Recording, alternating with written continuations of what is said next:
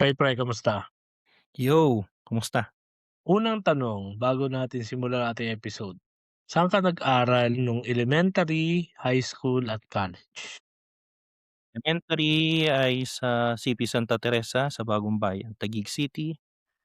High school sa Saint Uppers sa Upper Bicutan National High School. College, well, I started sa PUP Manila, then nag-transfer ako sa seminaryo, sa Saint Paul Seminary sa Silang, Cavite. Ako sa ano ko, nag-start ako sa CP Santa Teresa. Tapos nagtapos ako sa Saint Francis. Dun din ako nag-high school.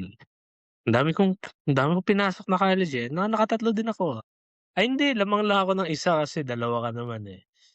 So nag-start ako sa Our Lady of Lourdes Seminary. Tapos nag-aral ako ng isang taon sa Pasig Catholic College.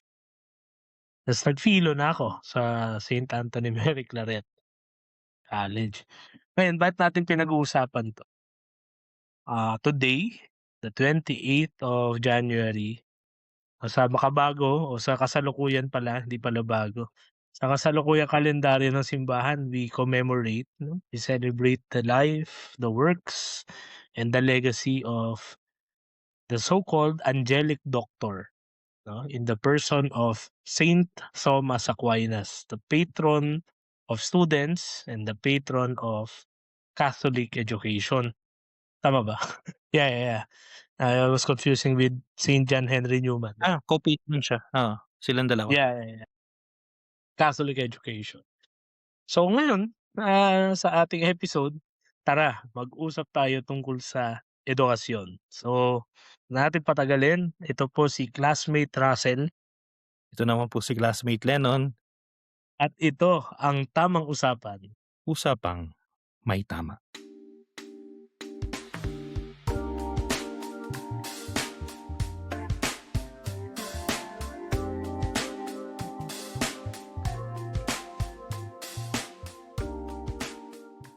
Ayun.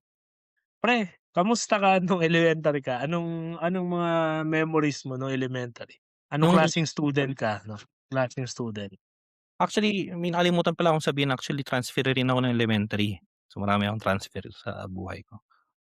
Nag-start ako, hindi ko na matandaan yung pangalan ng school namin kasi maliit na school lang yun na private school, diyan sa may ano, Lower Bicutan pa rin yun, Barangay Lower Bicutan pero mas mataas.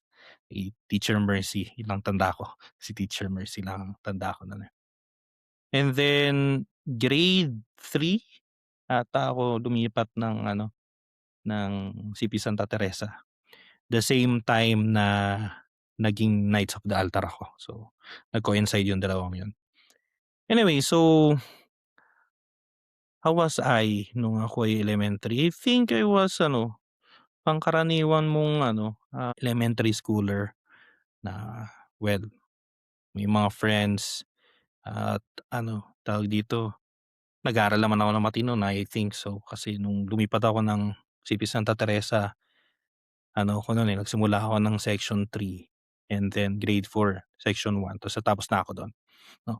Pero the difference is that dahil nga transferee ako, though friends ko yung mga kaklase ko nung elementary, pero hindi ba yung katulad nung sila nagsimula simula ng ano, eh, ng grade 1 tsaka ng mga ano pa yun kinder, so kahit yung mga parents nila magkakaibigan yung mga yun, 'no. So, I was always hindi naman parang outsider, pero there is that ano, sense na parang, teka, hindi complete yung aking ano, pagka-belong doon sa ano, sa section namin. Academically, I think ano, I enjoyed it, I passed it. Kumbaga wala kang loyalty award 'no, parang Wala, loyalty award oo. yun 'di ba? Pagka sinimulan mo from grade 1 to 40 'no, may ganun, eh. Well, kung ako yun nga kasi grade 1 lang ako sa CP Santa Teresa. Siguro ano, the way I see it sa ngayon, given my age, hindi ako nag-stand out, eh, nung elementary, lalo na nung high school.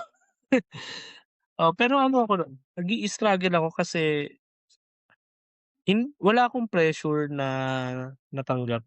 Parang kasi 'di ba uso yun nung time natin na may gano'ng mga pino-project sa teleserye na parang kailangan mag-achieve ka, kailangan Oo, wala akong gano'n, walang gano'ng pressure from my parents 'no. Pero apparently may gano'ng pressure among us kasi nga dahil nasa pilot section ako since 'yun nung grade 1 tas until grade 6.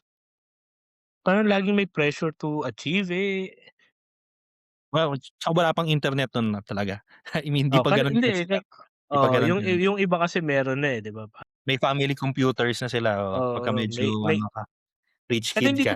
hindi ko pa maintindihan yun before na kumbaga gaano ba ka-significant na meron silang edge 'no. So yun, isa lang talaga ang ano, isa lang ang favorite subject ko tapos dun lang ako lagi nag-e-excel. The rest if not average, talagang pasang-awa lang ako. Sa ano lang ako talaga Civica, Kultura at ano, Saysaya. History, eh, kasi bata pa lang tsismoso na ako, eh. Dahil yan sa mga taga Our Lady of the Holy Rosary Rosary. Parish. Oo, Ako yan. feeling ko nag-e-excel ako nun, pero yun tama ka dun, parang especially kung nasa pilot section ka parang may ganong sense of competitiveness. Tapos yun nga sabi ko 'di ba, kakaibigan na sila simula ng mga bata ng mga grade 1. So kilala nila, alam na nila kung paano yung isa't isa. Parang yung edge ko parang, teka, nag-e-excel ako pero kulang pa kumbaga sa at least nung para sa'kin nung bata ako, gano'n. Kasi nagsimula akong grade 3 na section 3 ako, eh. So, iniisip ko, "Uy, ako ang pinakamalupit kasi top 2 ako, eh." Pagdating ko ng grade 4 dahil nandun na ako sa section 1, wala na ako dun, nasa top 11 ako, nasa laylayan ako ng lipunan. So, may gano'n ngang ano, sense of competitiveness din. Although, tama ka, di rin naman ako pressure ng ano, ng parents ko. Ako hindi ako napunta sa kahit anong top, wala akong top, eh, nung elementary. So, tapos yun parang parang dating nga parang nabobobohan ako sa sarili ko nun kasi wala, eh, wala na nag-i-struggle din ako in a way na mag-fit in. Kasi nga okey ako sa academics, eh, kung iiwan lang ako sa academics. Pero yung socio-economic na atmosphere nung school, 'di ba kasi nga Saint Francis, ako, talagang I objected, eh. Naalala ko na ayokong mag-aral sa private kasi nga 'di ba mahirap na naman kami. Tapos yun nga pinu-push nila kasi may old notion sila na para madala mo yung pangalan ng school. Well, hanggang ngayon wala naman akong hindi ko naman dinala yung pangalan ng school ko, Diyos ko. So, ewan ko, I still believe right now na it's a waste of money.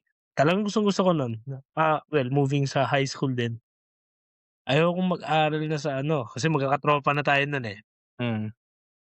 Parang pinu-push ko na ano, well originally my plan was pag-aralin niyo na ako sa Guadalupe Minor Seminary. Akala ko Bikutan Parochial School. Ay no, ayoko din. Dapat si Luke nandito, BPS yun, eh. Ayun, tinuloy pa rin lang ako dun. Gusto ko rin mag-aral sa public sa ayun, yung struggle mo kasi ano, alam mong hindi ka kasama sa class nila. So, may class struggle ako nun kaya parang maagang namulat ako sa ano, eh, sa, oppression ba ayun gano'n, yung parang, pero I never ano, kahit naman gano'n, awa ng Diyos. Well, because dahil din nasa simbahan ako, kasi ano, naging tropa ko kayo. I never felt insecure na mahirap ako. Ang problema ko, sila ang may struggle na may kaklase silang mahirap, parang yun ang dating, eh. Hindi ko problema mahirap ako. Never akong nagtanong na, "Bakit wala akong ano, ganito, no?" Hindi naman ako naghanap ng gano'n. So yun, yun yung isa sa mga issue ng panahon natin 'no, pagdating sa 'yan, sa elementary. 'Yan, high school, anong ano ka, anong klaseng student ka nung high school? High school I think was the time na ano, academically speaking, na medyo mas naging lax ako. I mean, I'm still ano, I can have the ano, puwede kong ipagyabang na simula ng first year hanggang fourth year ay nasa section 1 ako, so pilot section. So, hindi ako nawala dun. So, name-maintain ko. Pero that was the time na hindi ko na pine-pressure yung sarili, "Ay, dapat ako mapunta sa top." Kasi elementary ako may gano'n akong consciousness, oh. No'n nga, yung nasa private school ako and then nung lumipat ako ng CP tapos naging grade 3 ako, lagi ako nasa top, especially top 2, 1 ganyan. So may gano'ng sense na, I have to do everything. Nung high school, wala na, kasi yung mga tropa ko 'yan, sila sila Ronel Matunog, kaklase ko 'yan ng elementary. Pareho kami ng story kasi siya ay galing ng section 2. Tapos nung kami grade 6 naging section 1 siya. So late lang din siya, latecomer kumbaga dun sa section. And then nung nag-graduate kami, top 2 siya nung elementary. Naalala ko nung nag-high school kami, sinabihan ko siya nung first year kami, "Bakit hindi ka na nagsasali sa mga curriculars ganyan, 'di ba? Kasi kung gusto mong mapunta sa top, 'di ba, kailangan mong gumawa ng mga gano'ng." Sabi niya sa'kin, "Okey na ako pre kasi nakuha ko na, naabot ko na yung yung tuktok nung elementary tayo, eh, enjoyin ko na yung buhay ko." So, I think parang gano'n din siguro yung naging nung high school ako na, okey lang ang importante sa'kin hindi ako bumabagsak, pero wala ako nung at least yun nga dahil in fairness sa parents ko, walang gano'ng pressure na, dapat may ka, may medal ka." So, ako rin, wala rin ako masyadong ginagawang pressure. I was just enjoying my high school days. Although, if to tell the truth siguro, socially speaking, nung mga panahon na yun masyado akong nagmamadali na gusto ko, tapos na yung high school gusto kong pumasok seminaryo. Kasi ang close ko yung kayo sa simbahan. Konti lang close ko sa sa school, eh, yan sila Ronel, ganyan. And then, I have other classmates na more on lang talaga, companionship, I mean colleagues lang kumbaga. Ayan sila Hanmer ganyan. So, kung yung talagang tropa-tropa, ayan kami nila Ronel. I think kung tatanungin mo sila Hanmer, ang tingin nila sa amin kami yung mga basagulero dun sa likod. Kasi kami yung naglalagay ng bote sa bag, ta's yung mga naglalagay ng basura sa bag ganyan, nagtatanggalan ng upuan para malaglag yung So, may gano'ng yun yung stage ko, yun yung ko ng high school namin. Problem child. Oo. Struggle talaga ako sa sa mga may numbers, eh. Eh, dun na na-introduce yung algebra, tapos may trigo na, may calculus na. Tapos pati yung science may number na kasi yung chemistry at saka yung physics. Talagang ako dun, struggle ako malala. So as a student, I saw myself again, like like you, yung parents ko never naman sila pressure na, "With that may achievement ka ha." Hmm. Pero yun nga, ang struggle dun dahil wala namang pressure, ako naglalagay ng pressure sa sarili ko na hindi naman mag-achieve pero yung magkaroon ng disenteng performance. I've always been struggling with that. Pero ang isang proud ako dun, while I know myself na hindi ako academically smart, street smart ako. Yung mga bagay na hindi tinuturo sa school mas naaasahan ako somehow nung mga kaklase ko dun.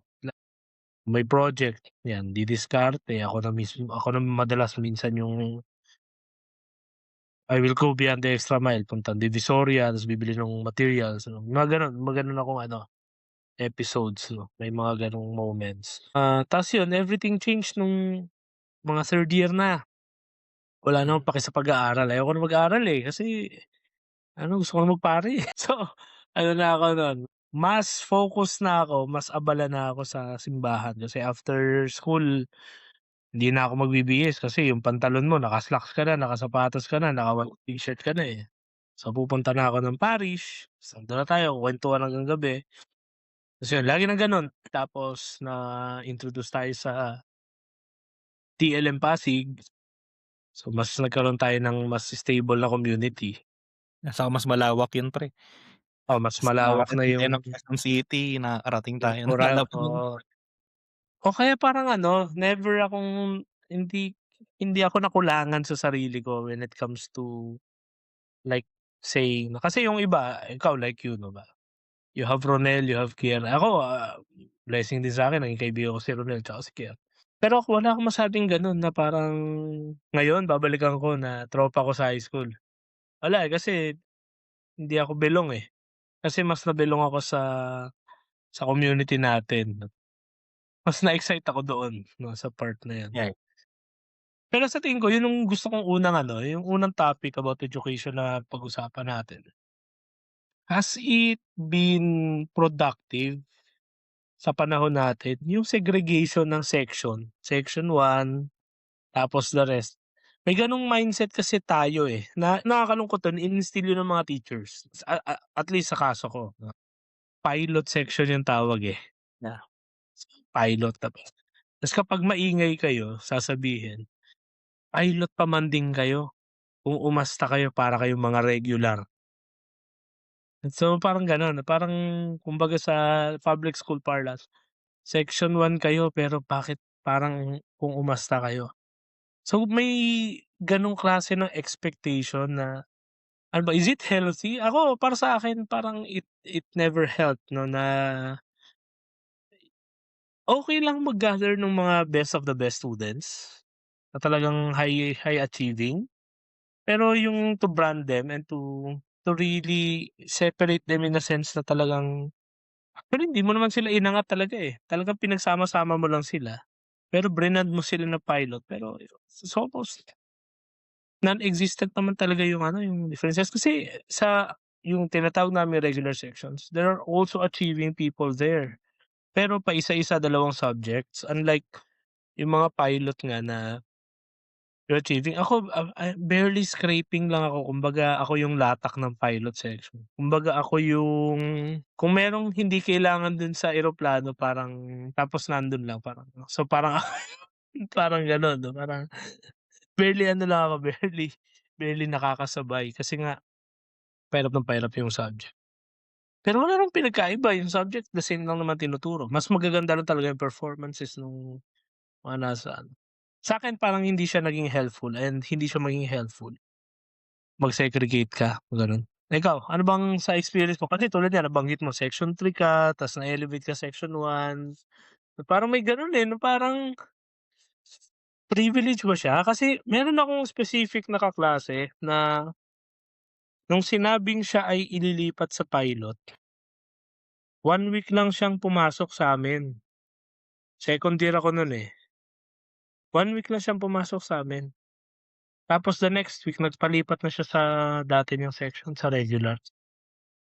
So parang, well, I find it mature during the time kasi sabi niya she doesn't need the the added unnecessary pressure kasi nga studying has already been a pressure, eh, 'di ba? So yun, what are your thoughts about it and views? How to move forward na kailan pa ba nun? When we were ano, children 'no, tsaka adolescents, ganyan nga ang ano, yung pag-segregate based on ano, on your, performance, 'di ba? So, section 1 pilot, ganyan. Pero nung time na namin nung high school actually nagsisimula na yung nagsasabi sila na, "Hindi ano, yung section 2 pababa ay mga homogeneous na yun." So, depende raw yun kung nauna kang ano, first come first serve yun sa ano, sa enrollment. But still I think that is not true. At least nung panahon natin, nakikita ko, eh, kung ano yung level ba ng performance nila. Both na okay kasi may sense ng ano, eh, ng parang ng achievement. Okay, mapunta ako ng section 1, galing ako ng section 3, maging section 2 ako, maging section 1 ako later. So parang meron kang na-achieve along the way 'no. The problem however is that that model is really a model of competition. Hindi kayo nandun bilang mga estudyante na nag-aaral. Nandun kayo bilang mga competitors para at the end of the year mayroong makikita sinong nanalo, sino yung mga, runner-ups 'no. That can be good again, that can also be bad. Kasi extreme naman din yung ginawa, although later mas titingnan natin yun kasi personal ano pa lang natin 'tong pinag-uusapan natin. Pero nakita ko nung tinanggal nila yon tapos lahat kayo may honor na, dapat lahat ano, with honors. Wala ring kuwenta, 'di ba? So, um, I mean, may gano'n, eh, at least nung time natin may sense ng competition. So, yung pressure din, kahit tanungin mo si ano, si Ann Mayor pre, sa mga classmates namin, especially yung mga top performing, lalo na nung 4th year kami. may mga ano 'yan, may mga drama 'yan kasi may mga grabe yung competition, eh, seryoso, eh. May samaan ng loob, ganyan. Mayroong mga itong teacher na 'to ay ano, kakampi niya, itong kabilang teacher naman ang kakampi nung isa. Tapos nung hanggang sa graduation namin biglang iba yung naging top ganto, ganyan. So, parang may drama silang gano'n. Kaya rin kami nila Ronel, yung grupo namin parang, "Bahala kayo diyan, kayo na lang bahalang mag-away-away diyan. Kami dito basta importante sa'min na ma-maintain namin yung dangal, yung dignity na hindi kami malalaglag sa section 1." Gano'n yung mentality namin that time. Teka, okey lang di kami mag-top basta ano, kumbaga kahit yung sabi mo nga lata kami ng pilot section, mataas pa rin kami, 'di ba? Yung yabang na Yeah, yeah, gano'n. yeah, may gano'n, oo. Na parang, mas ano pa rin ako kaysa sa section 13 kahit na ano. Oo, 'di ba? Pero totoo nga 'no, yung may gano'ng klase ng indifference. Pero ano yun, very very ano yun, very public school setup yun. Yung Public school yun, yeah, yeah, yeah. ang issue ng grades ay ang kalaban mo ay anak ng teacher. Hindi naman lang din ano, anak ng teacher, Hindi hindi kasi more like nangyayari yun. I mean, minsan gano'n na nangyari oo, na may gano'n. Pero more like oo, ano, kasi teacher's pet ito ni gan'tong teacher, ta's ito ay isang gan'tong teacher, oo, ta's ito ay ano, SSG. Ang oo, may nakita ko gano'n. kasi at least nung nag-graduation na kami later, ewan ko, I may be wrong, pero akala ko kasi noon ang pinag-aawayan nila medals. Nung grumaduate kami and then lumabas yung mga scholarships and everything, I realized na baka yun oo. Hindi kasi iisipin mo rin para sa pangtulong mo rin yun sa pag-college mo, eh, 'di Yeah, ba? 'pag first I honor don't parang know, iba, iba yun yung talaga yun, babayad, iba hindi pala bayad, incentive. incentive, yeah, yeah. Yung reward mo, yeah. Another thing na ano, parang napansin ko, sa amin naman, sa setup naman namin, yung halos sila-sila lang din yung nagko-compete sa top, 'di ba? Isang observation ko na ito, I also like to pick your brain on this. Kasi ako hindi talaga I never enjoyed high school and alam yan ng mga kaibigan ko. That's why if you're going to ask me about high school, mas marami akong kuwento with Sa parokya. me. Sa parokya na kasama sila Lennon kaysa sa school. I loathe I loathe high school. Ewan Nakikipag-away ko ka sa 'to, teacher, eh. pasalamat ko lang ay ano, hindi ako inabot ng K-12 kasi kung inabot ako ng K-12 baka hindi ako grumaduate. Gano'n, gano'ng klase ako ng student mga kaibigan. Isa pa dun, yeah, yung sinasabi ni Lennon. Oo, may gano'n akong ano, kasi may taas yung sense ko ng justice nun, eh, parang kapagka nasa tama ako, I speak my mind pero as respectful as I can. Hindi naman ako warmonger, yung mga naghahanap ng gulo, 'no. Pero kapag ako ay inagrabyado, sumasagot ako, sumasagot talaga ako. And I even write a letter, nakuha ko yun sa simbahan, eh, kasi nga uso nun yung mga nagpepetisyon ng palay sa obispo. Sumusulat ako, kaya yun marami na akong records na nasa public ano, pagkahanapan. Ayun, sorry, I digress. Sa school, we usually or hindi ko alam paano ba gusto kong mag-rage bait, eh. In a way, as young as elementary, tapos in a way na-develop na nung high school, meron na tayong ano, eh, meron na tayong concept ng corruption in a way, 'no, where we associate intellect or intellectual capability or prowess sa power, sa leadership. Kasi usually top 1 presidente. So kapag hindi yung pinakamatalino yung presidente, minsan anak siya ng teacher o kung hindi siya anak ng teacher, siya naman yung pinakamayaman. The point is, basta kung sino yung mga pinakamayayaman, they are placed into positions of power. Parang wala pa akong nakitang anak ng mayaman na parang napaka-low-key na kaklase ko, parang lahat sila may puwesto, kahit wala sa mismong class officers. There's someone to listen to 'no, parang well, on the bright side baka naman sabihin ng iba, eh, ranting lang ako. They bring about stability. Kasi nga parang dependable, eh, merong gano'n silang ano, eh, may gano'n silang napo-project na image, eh, na dependable kasi nga may pera, eh, na parang kung may class project tayo, "Sige ako na bahala sa ganito." 'Di ba, tapos parang they feel so magnanimous, eh, tapos yun na parang, "Oh, wow, ang galing naman nito." Parang nagagalingan na tayo. So, kahit yung mayaman, bobo, parang hindi, eh. Mayaman kasi siya so magaling siya, 'di ba? Baka may iba siyang qualities. Pero kung mahirap ka ta's boblocks ka, ang tingin sa'yo problematic student ka, wala kang pag-asa. Kaya yun, ayun, fun fact yun nung isang nakaaway ko na teacher kasi sinabihan niya ako, "Magpapari ka tapos bobo ka." Puta nagwala talaga ako, eh. Sinagot ko talaga yun. Naiyak ako dun kasi talagang sinampal ako ng katotohanan na magpapari ka 'di ba, tapos bobo ka. Parang I was put in my place in a way, I was humbled naman. Pero I did not see it that way during the time. So yun, ano ba ano ang ano mo dun, inputs mo dun na i-associate popularity, intelligence, and social standing as elements of power kasi nga they get to influence 'no, the culture 'no, yung class officers, yung wala kaming student ano, eh, student Government. sub oo. Tapos hindi pa kami ano, wala pa dahil Taguig tayo, eh, probinsyudad nga, eh. Hindi pa tayo na-infiltrate ng feminismo noon, wala pa yung mga ano, gender equality, women ano, pantay naman kasi noon. Ang equalizer talaga nun ay intellect, wala sa amin kung babae ka, lalaki o LGBT ka, basta matalino ka, igagalang ka kasi matalino ka, eh. Hindi, Ngayon tsaka kasi isa yung pa iba pa, eh, parang entitlement na lang, eh.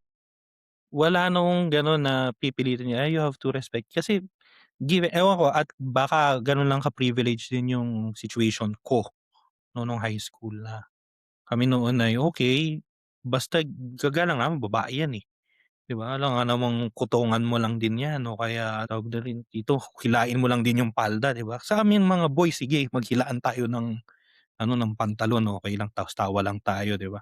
Tapos usapan tayo ng mga green jokes pero kababae kausap namin medyo, "Ay hindi dapat ano tayo." I think ano yun, eh, cultural yun sa'tin, eh. Ewan ko hanggang ngayon o baka I'm speaking at a place of privilege kaya hindi kaya walang, um, machismo kumbaga, mga bata tayo. Pero walang pilit na discourse na, "Uy gan'to ganyan kasi ang mga hindi nagkakaroon ng ano, ng, equal rights, na equal na pagkaka-opportunities." Hindi, tama ka pre. 'Pag matalino ka. Babae ka, lalaki ka, binabae ka, matalino ka, magta-top ka, okey. Well, it is also true na by that time, especially by the time of high school kasi, dun talaga nagiging ano yung ano natin, yung personality natin, eh. Nagsisimulang maging solid kumbaga 'no. You have people who rise up to become really charismatic leaders, no? Not necessarily dahil lang sila ay yung mga matatalino kumbaga yung ano, kasi tama nga, eh, you can be academically smart but you can na hindi ka street smart or vice versa, 'di ba, na street smart ka pero hindi naman gano'n ka ano, hindi ka naman bobo kumbaga. Hindi naman sa hindi ka nagpe-perform pero hindi ka competitive academically, 'di ba? So dun lalabas 'yan, high school. Makikita mo sino yung mga, ano, importante lang ako I think I saw myself na nung high school ano lang ako, importante lang sa'kin hindi ako babagsak, hindi ako magkakaroon ng mababa sa 80. Kasi para sa'kin napakalaking kahihiyan na para sa pamilya ko, para sa mga magulang ko. Ako yung nagsasabi sa sarili na hindi sila, na magkaroon ako ng 79 pababa. So, kung kailangan kong 80 kasi nga nung panahon ng mga bata kami ni Russell, yung mga 90 yan ay masyadong mataas. Ang normal ay 85, 80, 85. Kung magkaroon ako ng 80, yun lang ang aking ano, yun lang ang aking red line, 'di lang ako magkaroon ng 79 pababa, failed ganyan. Pero hindi ako para competitive na, "Ay dapat ano ako," ganyan, ganyan. May mga classmates akong gano'n, dapat ano ako. So lahat ng curriculars kukunin ko 'no. And then dun na mabubuhay ngayon yung may mga personalities ng very active sa paggawa ng networking. Political na nga rin in a way 'no, nabubuhay yung natututong nagkakaroon nafo-form yung mga pulitiko.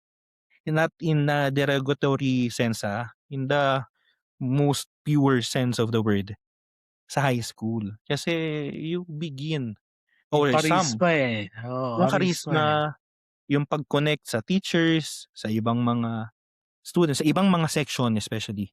Ako doon pre nung high school, dun pa lang, ngayon ko tinitingnan, patunay yun na ano ako, na tradisyonalista ako, kasi hindi ako lumalabas ng section. Hindi ako nakikipagkaibigan sa ibang mga section. Dun lang ako kung sino yung kaibigan ko simula nung first year, yun yung kaibigan ko hanggang fourth year.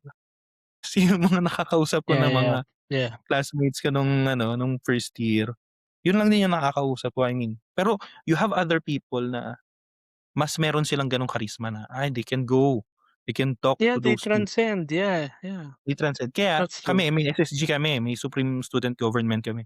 Kaya puwede silang tumakbo, kasi kilala sila ng ibang mga sections, eh.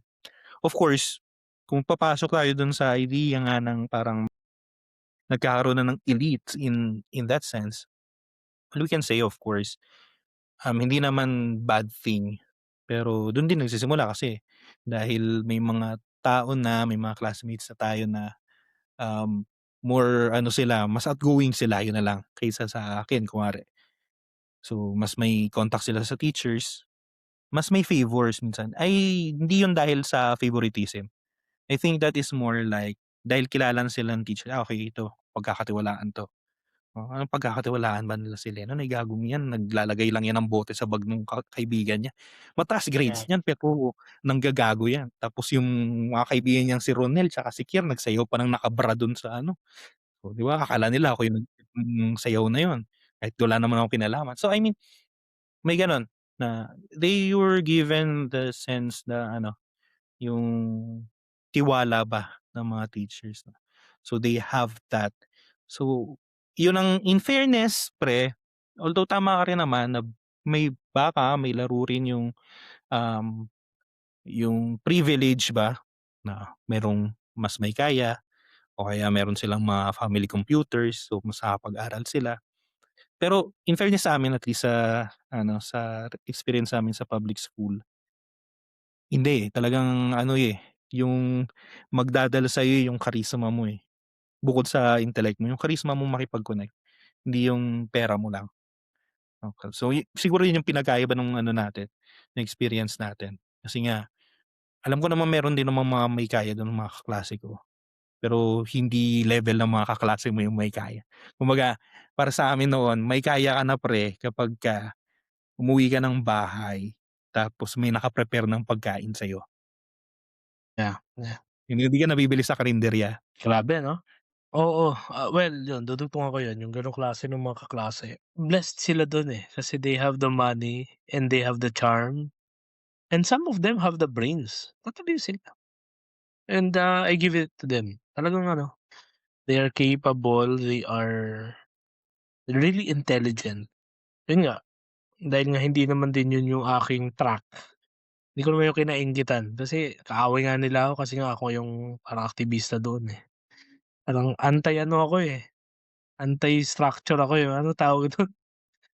Para akong Ano ka, deconstructionist. Kasi may ano ako minsan, eh, meron akong mga concoction minsan na ano, na nag-i-stir ng gulo tapos may mga konti akong mga naiimpluwensyahan, eh. Mas ano yun, mas talamak yun nung ano, nung elementary. Talagang parang I can really influence people to move. Kasi minsan ang ano, parang well, I'm not proud of it, pero back then I was. Ako yung nagpapauso ng pang-asar. Tapos once nagagamit na siya kumbaga akin yung patent. So once na in-apply na siya ng class, mag-iisip na ako ng bago na pang-asa. Halimbawa, ako yung una nakapuno na may mahabang baba, 'di ba? So halimbawa i-introduce ko sabihin ko mangga, tapos everyone 'pag tinatawag na siyang mangga, hindi ko na tatawaging mangga yun kasi produkto ko yun, eh. Kumbaga parang kung titik ko ng produkto mo, eh. Mag-iimbento na ako ngayon ng ibang ta-targetin ta's yun pang-ASAP na yan. Again ano ta's no, tinuturuan ako dun.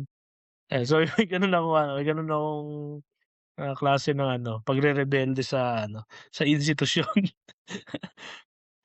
Well, before we move to college kasi ito very important dahil wala na sa college 'to. Extracurricular activities, how do you view them? Ako nung bata, ito pala medyo hindi naman siya pressure pero parang expectation sa akin ng parents ko. Specifically ni ERPAT 'no, kasi yung frustrated na orador ang tatay ko, eh, and Hmm, 'di ba nga, ano siya, gumagawa siya ng mga tula. So, nakitaan niya ako ng gano'ng dahil sa memorization ko, yung memory ko talas kahit papaano. So, sumasali ako sa elocution contest tsaka sa buwan ng wika. Yan lang yung sinalihan ko na extracurricular. So, yung magtula, humula at hmm. mag-ano. Tapos yun na, puro na liturgical, kung graduation mass, first Friday mass, so I'm just there, I'm serving the mass. Pero apart from that, wala akong extracurricular activities, I did not do clubs. Nag-attempt akong tumakbo 'no, kasi merong mga clubs dati na nawala yun nung second year ako, eh, first year. Yung Filipino Social Science Club. Tapos ano, hindi ako nanalo kasi hindi ako sikat. Ta's wala naman akong ano, eh, parang ano, eh, kami yung party namin yung least favorite. Kumbaga kung liberal yung namamayagpag noon, kami yung nasyonalista. So, parang secondary party kami. Kasi yung nakalimutan ko yung pangalan nung ano, eh, nung party kasi sila yung naging ruling party kasi landslide talaga, walang nanalo sa amin. Sila yung favorites, nasa kanila yung mga mayayaman, yung mga magaganda, mga pogi. Eh, kami ambag lang namin yung talino tsaka yabang, eh. Kasi mga pangit alam mo naalala ko mga pangit kami, eh. Ayun, extracurricular, activities. And ngayon ano ba, Extracurriculars, meron pa ba ngayon nun? I'm not sure, pero may mga activities pa rin naman yung mga well, 'pag minsan nagkukuwento yung mga pamangkin ko, pero I'm not sure. Actually ako sa personal kong experience ng extracurriculars, there was a time na very active ako. Mga grade 5 grade 6 hanggang mga first year sa high school. However, I had ano kasi, experiences na parang looking back, yun siguro yung dissuade na sa'kin na mag-extracurricular pa. Parang naisip ko na, "Oh, wag na it's not worth the effort." Pero nung binalikan ko kasi try ulit ako nung ano, eh, 4th year, eh, kaya ko pa naman pala, ba't di ko ginawa? I mean, kasi two things 'no. Una, sa experience ko at least, maraming extracurricular activities na you need to have money. Hindi malaking pera, pero kailangan mo ng pera. Pero by that time na wala ako, wala kami, 'di ba? Minsan nga nangungutang pa sa'kin nung nabubuhay pa papa ko. Binibigyan niya ako allowance, nangungutang pa sa'kin si mama ng pambayad sa kuryente halimbawa. So wala talaga. Hindi naman kami yung naghihikahos pero mahirap yung buhay to indulge myself sa halimbawa MTAP, 'di ba? Ako para sa'kin hirap na hirap ako sa ano, mga maths. Pero actually feeling ko psychological lang yung akin, eh. Later on 'pag napag-usapan natin yung college kasi dun ko napatunayan na kaya ko naman pala 'tong walang yang math na 'to. Parang psychological siguro nagsimula noong, ito justification ko na lang din siguro, pero nagsimula siguro 'yan nung elementary ako nung ni-require kaming magdala ng yung flashcard ng ano, ng multiplication table. May mga ganyan-ganyan. Kaso bibilhin mo yun, eh. Wala akong pambili nun. So, sabi ng mama, "Wag na, pumunta ka na lang doon, aralin mo na lang yung kamay." 'Di ako natuto ng kamay. So, parang dahil hindi ako nakapagdala ng flashcards, parang nagkaroon na ako ng gano'ng ano sa multiplication. 'Di ko na natutunan yung multiplication tsaka yung division. Hanggang ayoko na ng Intimidate ka maths. na? Tapos yung MTAP, Oh, yeah. kung may pera ako, kung may pera kami, tapos nag-MTAP ako, I think ano ako sa maths pre. Okey ako sa maths pero wala, eh, wala akong pera, eh. Then I had to, 'yun ay pagdating sa pera. So, hindi naman lahat ng extracurriculars kailangan mo ng pera, eh. May mga competitions na sumali ako niyan. First year tanda ko nag-ano ako, eh, tawag dito yung public ano, storytelling na Tagalog, okey yun. na second place ata ako nun.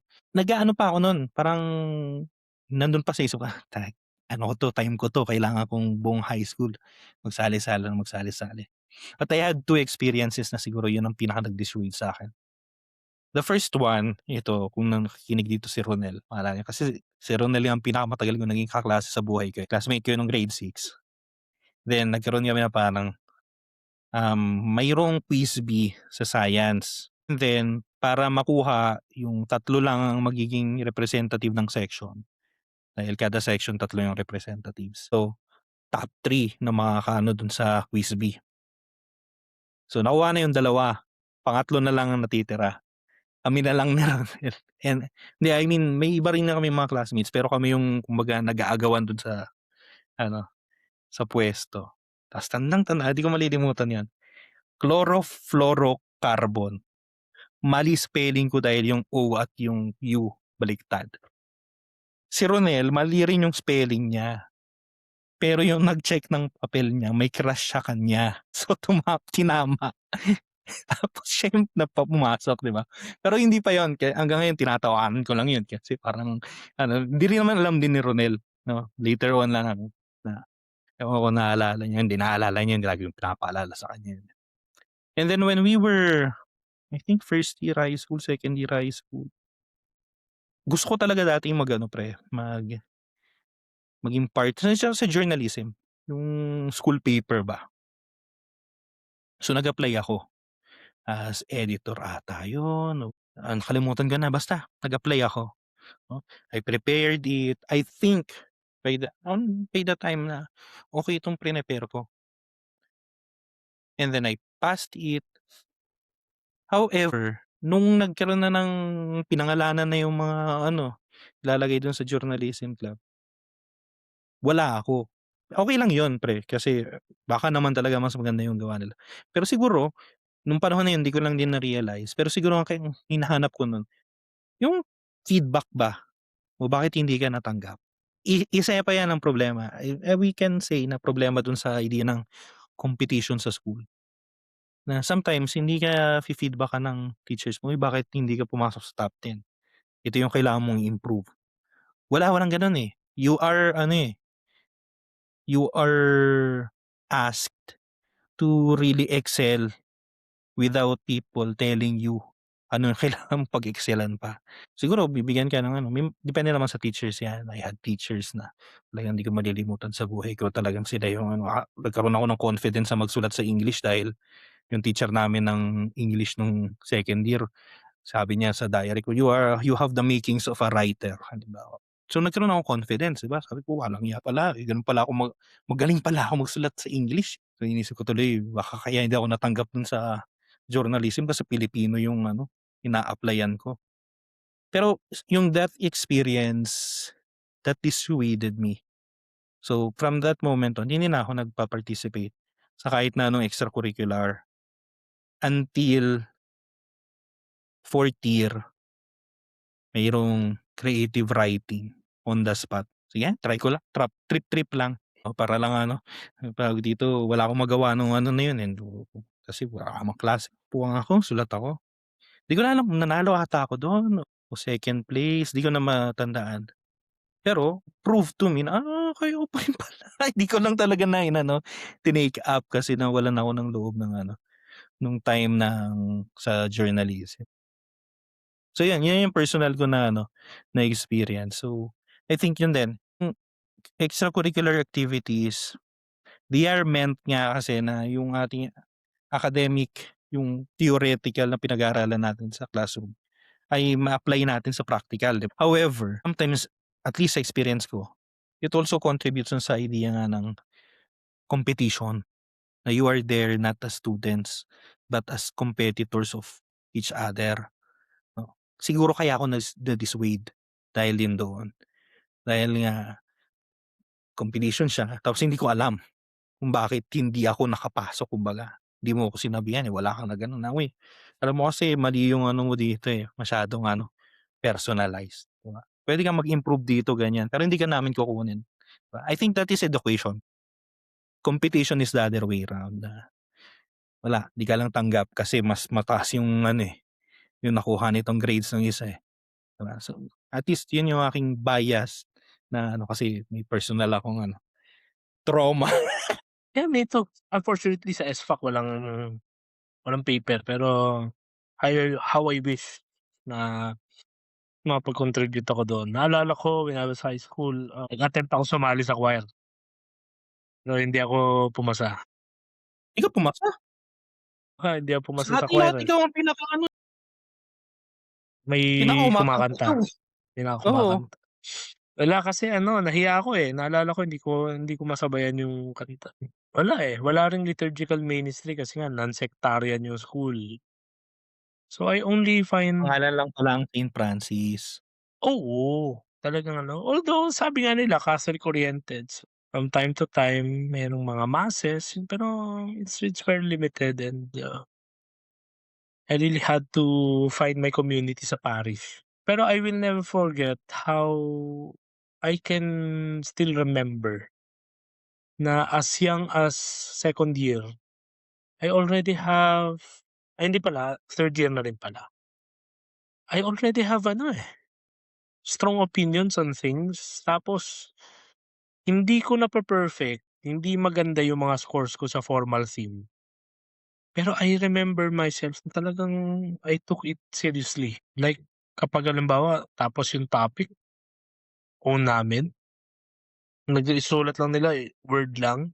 I remember myself na prolific ako magsulat, talagang may required lang na pages, lumalagpas ako sa expected pages. And yet still mali-mali yung grammar, mali-mali yung mga punctuations. Well, hindi naman ako naano doon, kasi nga demotivated na. The worst thing that happened kasi nga 'di ba naundoy. So lumubog yung bahay nasira lahat. So nilipat ako sa Bicol ng 1 month, hindi ako nakapasok. Pagbalik ko, walang-wala na dahil nga wala na akong gamit, wala na akong libro. Hindi na ako nakasabay sa lahat ng mga requirements. So ultimately, imagine, from grade 1 to third year nasa section 1 of pilot ako. Fourth year ako nawala sa pilot section. And in a way, I'm thankful, kasi medyo nawala yung pressure noon. Although I can feel the disappointment na airpat na. Kung kailan ka ga-graduate at saka ka nawala, mga gano'n. Mga gano'n ko maririnig. Pero wala na, iba na ang trip ko nun. Talagang nagpe-prepare na ako sa seminary during that time. Ayun. Extracurricular activities, wala talaga. Hindi rin ako nag-kadete kasi naniniwala akong mahina yung pangangatawan ko para maging kadete. So nagpunta ako dun sa drum and lyre. Sumali ako sa drum and lyre. Hindi ko rin naman ina-attendan, mga gano'ng bagay. Ayun, very much likely yun ang high school, a good trip down memory lane. Pero at least yun, we have touched some topics. Let's now go to college. Siguro na lang, sa seminary na lang 'no, kasi dun naman tayo nagtapos. Pero ikaw kung meron kang thoughts sa PUP, it's okey. Anong klaseng student ka nung college? Yung sinasabi mo kanina na nagkaroon ka na ng awakening and hopefully academic yung awakening mo. Ano na yung level ng pressure, anong kinds of pressure? Then how was discernment introduced to you na, "Okey, well, time for me to change track and enter the seminary." Ano yung dynamics, ano yung pinagkaiba ng seminary and ako I wanted to hear it from you again, at least for the sake of the episode. How does it feel to study in a university? Kasi ako hindi ako nag-aaral sa university, eh. Sa lang ako, yung college naman in a way, pero hindi kasing lawak ng PUP 'no. So yung struggles, yung mga hustle and bustle ng computer's life, yung mga gano'n.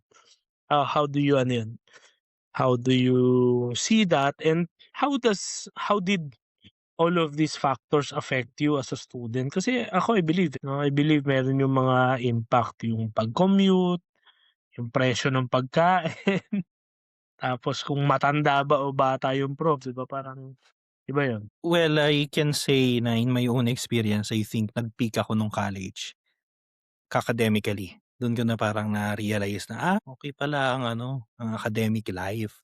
I was fooling myself na isa akong intellectual. Dumating ako sa time na yun, especially na nasa seminaryo na ako 'no, which is not true kasi hindi naman ako intellectual. Pero I was ano, kasi especially nung nagsimula ako sa PUP, dahil nga buong buhay ko simula nung high school tayo, I was preparing myself na pumasok seminaryo. And then at the very last moment, hindi ako pumasok seminaryo.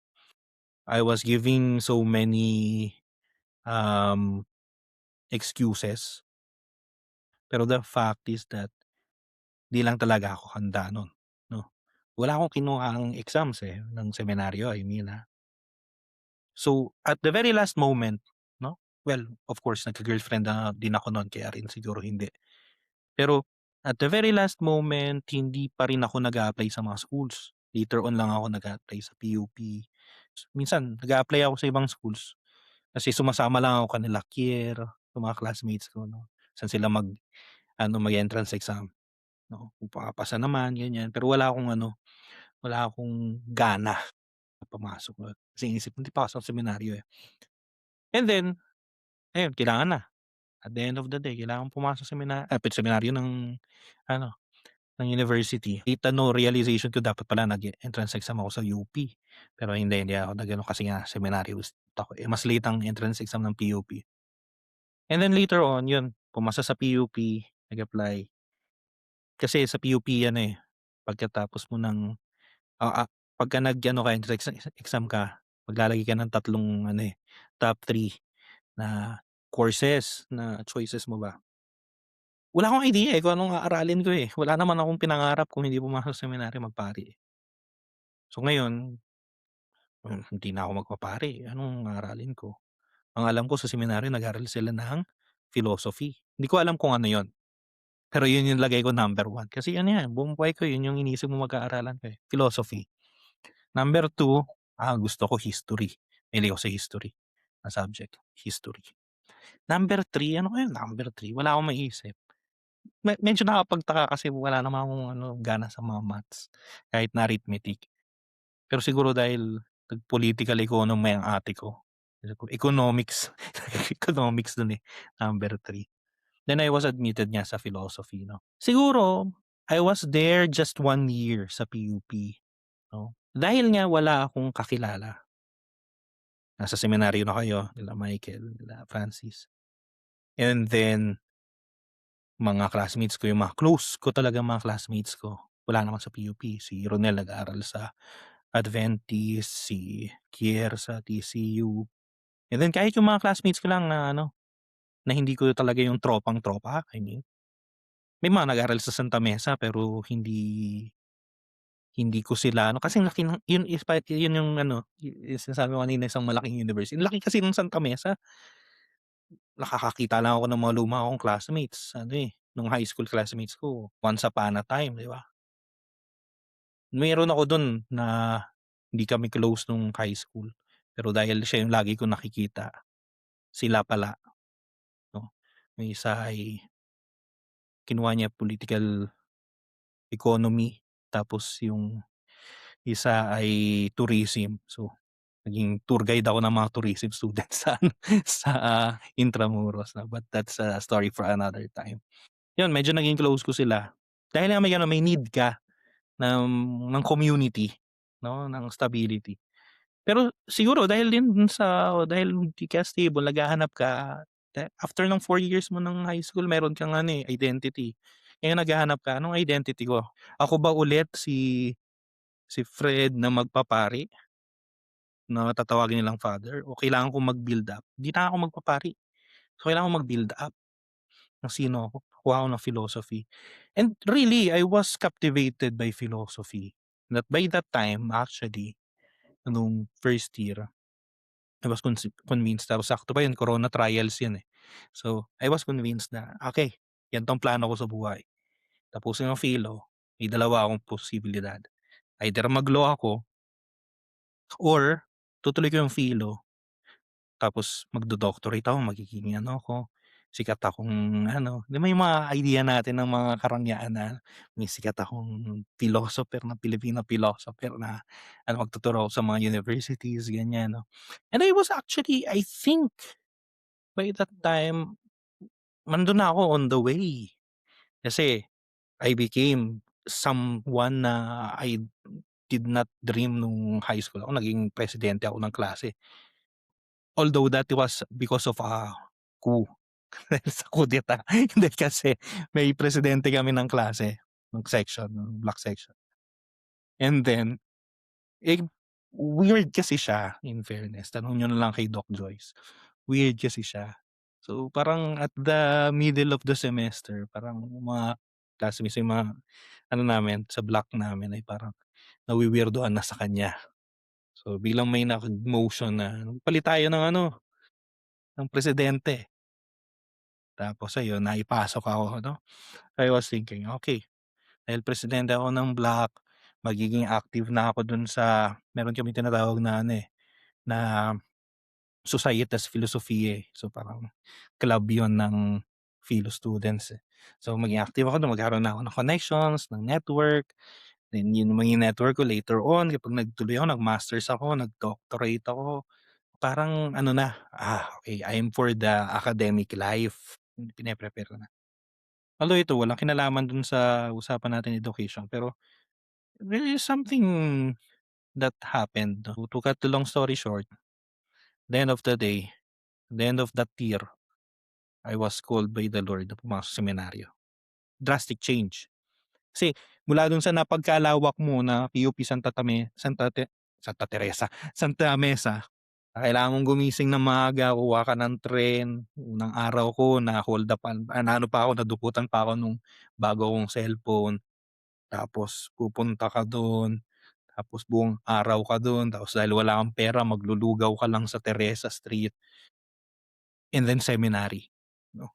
Seminary na nandun ka, na may structured na ano, na classes na isa lang sa umaga, isa lang din sa hapon, 'no? Di katulad sa dati sa PUP, may mga klase kami na late, may mga klase kami maaga, and then yung ano rin, yung academic life din. Sa PUP I was really, uy, ano 'to, professional kumbaga. Bigla kang bagsak seminaryo parang ang philosophy, at least sa experience ko sa nung time namin nung first year ako sa St. Paul Seminary, parang ano lang ang feel nun, eh, extra.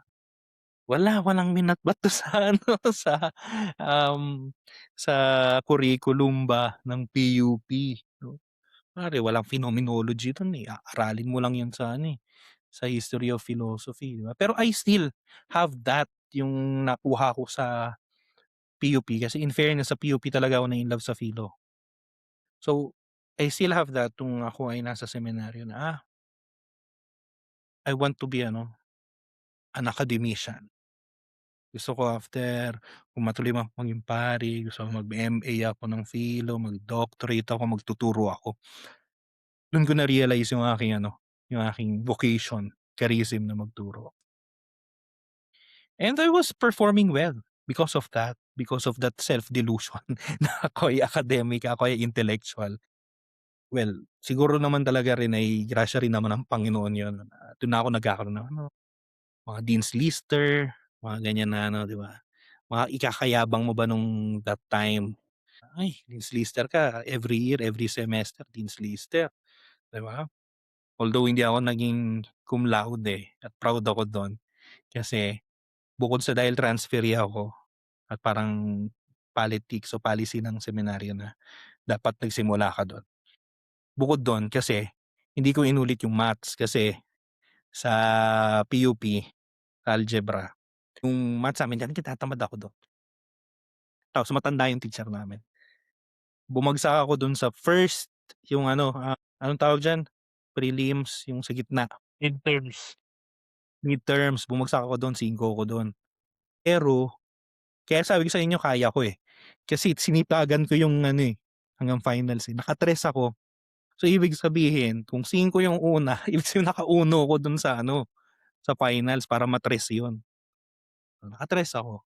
I had the chance na ano, kung naghahabol ako nun ng honors, I had the chance na ulitin yun sa seminaryo. Ta's kunin ko na uno, 'pag ganyan. Kasi yun lang ang ano, eh, sabi sa'kin yun lang ang kulang ko, eh.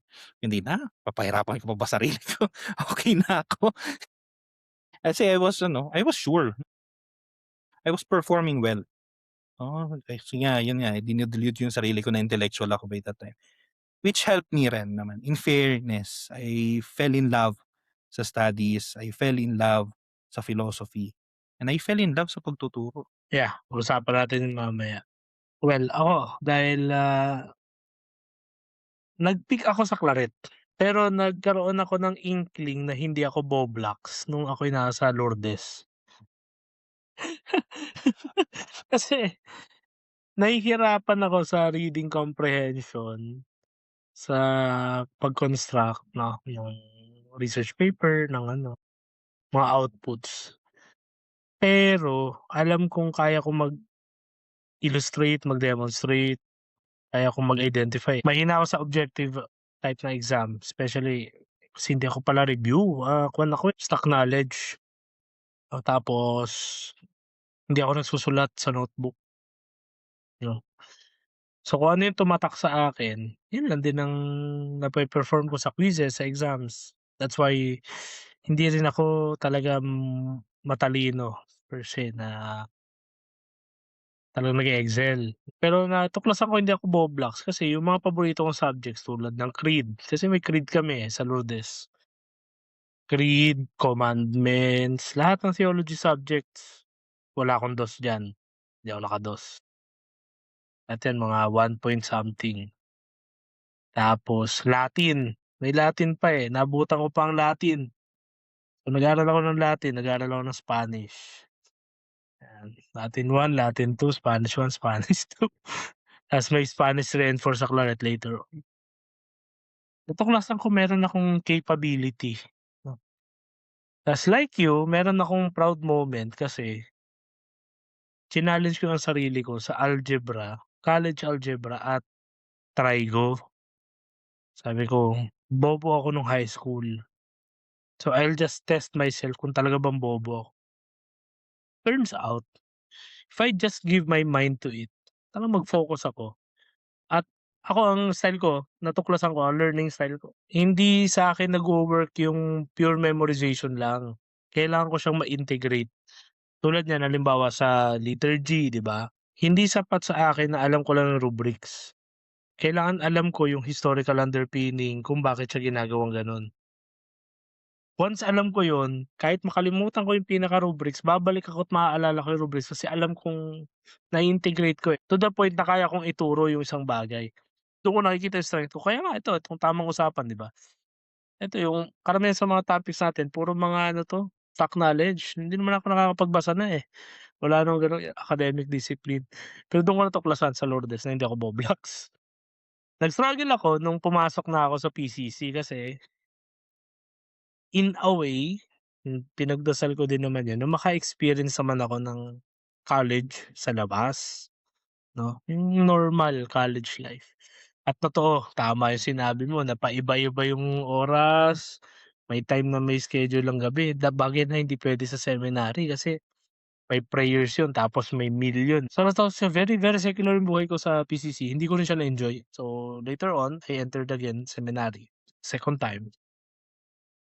Dun ko na nakita na talagang may ano ako, may capability ako kasi number one, philosophy na yung course. Sa Lourdes kasi religious education.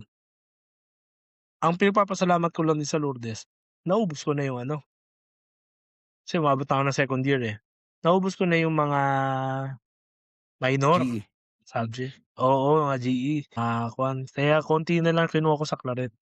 Kaya tinapos ko yung philosophy ng 3 years sa Claret.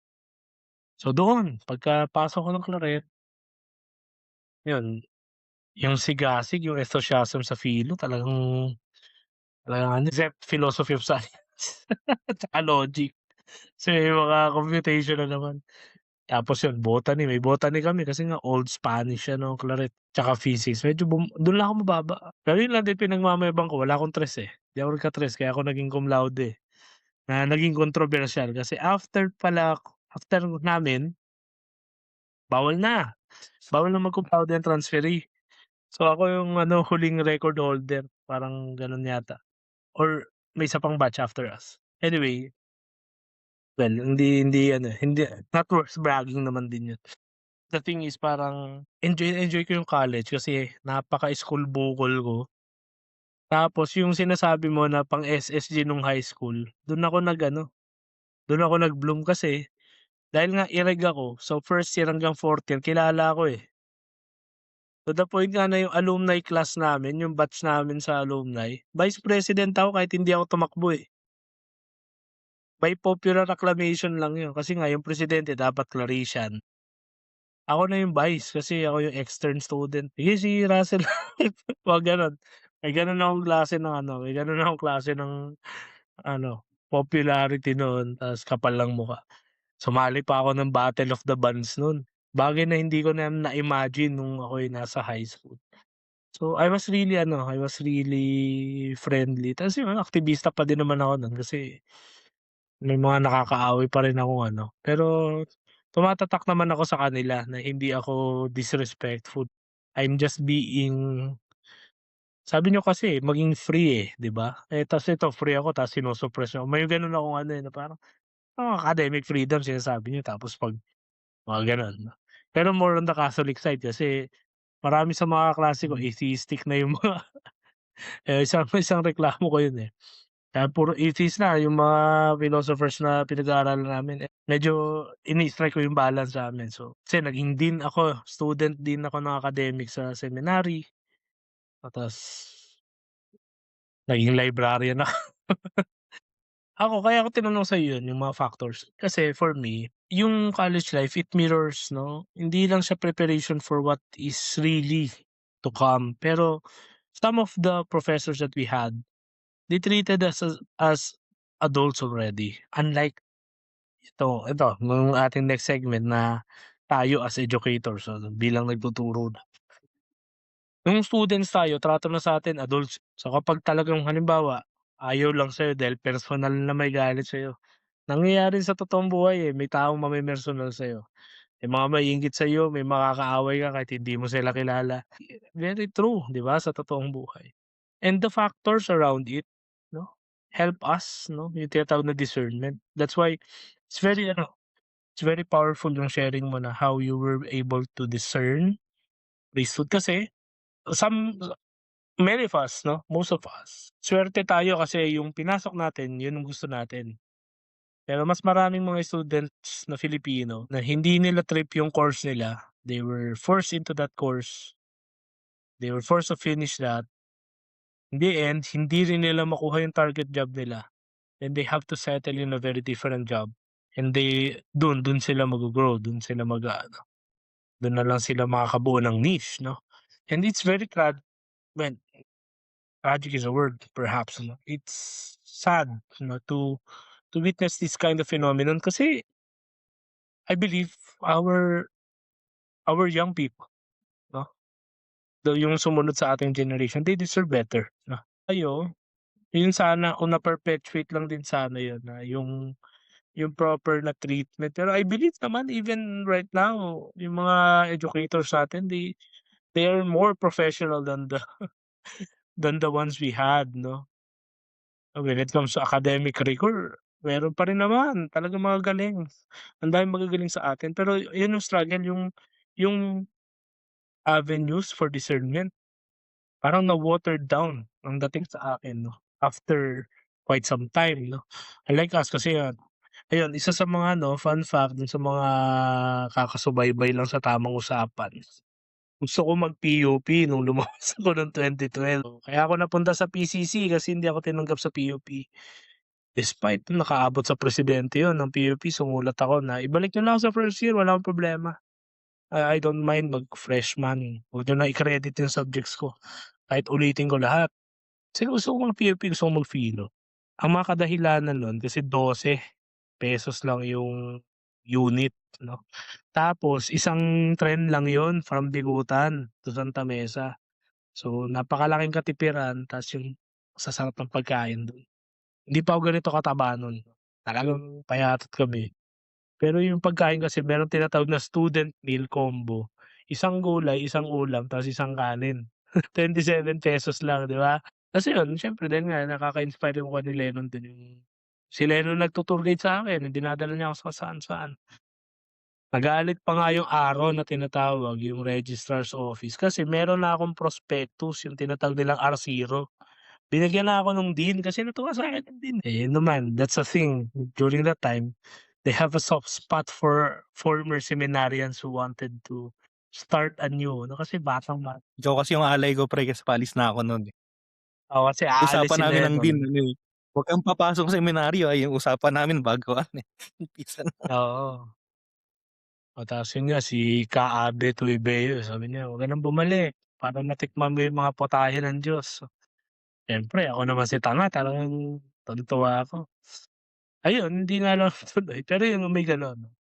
So yung mga gano'ng factors minsan what you want, what you desire versus the ones you are currently experiencing, the ones you have, the ones you do not have, that's very important in the discernment. And the current you that you are, 'no? It's very important hindi lang sa spiritual pero in one's personal growth to really find yourself as to where you are being situated. Kasi the struggle, the problem is some are desiring something they don't have to the point that they are not enjoying where they are currently situated. Halimbawa, ako, I want to be a philosophy student in PUP but I end up being an education student at PCC. Nare-reconcile ko naman yun, but the point is there are students who are still yearning for something, and it's not bad. However, it can get sad because napaka-limited ng opportunities natin. During that time, swerte na nga nung mga sumunod na generations kasi nagkaroon ng libreng education ng college, 'no. Kaya nga ang daming nagdadagsa sa PUP noon dahil ₱12 ang per unit, 'no, bukasyong ₱12 at dinagdagan ng piso, sinunog nila Lennon yung mga upuan. Tama ba? Sinagdagan ng piso? Parang Oo, parang basta nagdagdag yun tapos sinunog nila yung mga upuan namin, okey lang yun. Nakapasa ako sa ano, sa exam sa Constitutions kasi maingay sa labas, 'di narinig ng prof yung ano, preamble ko. yeah, before we end sa college and before we proceed, being 'no, the products 'no, na minsan tayo yung dumaan tayo dun sa formation, eh, ng academic formation. Eventually, we find ourselves teaching 'no, academic discipline.